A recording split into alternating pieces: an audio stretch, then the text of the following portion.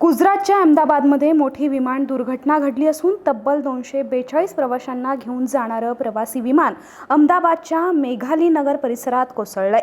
Air इंडियाचं हे विमान होतं। या विमानाने अहमदाबादहून लंडनसाठी उड्डाण केलं होतं। मात्र दुपारी 1:38 उड्डाण केल्यानंतर अवघ्या काही मिनिटातच विमान खाली कोसळलं।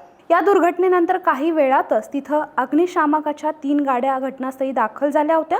सध्या एनडीआरएफचं पथक आणि प्रशासनाकडून युद्धपातळीवर बचाव कार्य सुरू करण्यात आलंय।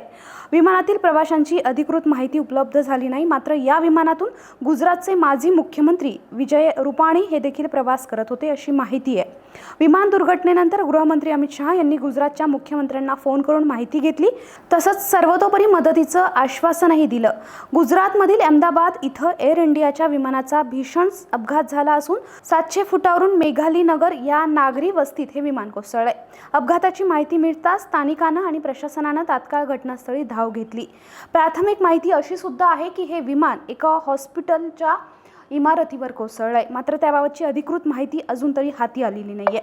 विमान अपघाताचे व्हिडिओ सोशल मीडियावर व्हायरल होत असून जिथे प्लेन क्रॅश झालं त्या ठिकाणी धुराचे मोठे लोळ पसरल्याचं व्हिडिओतून स्पष्ट दिसतंय।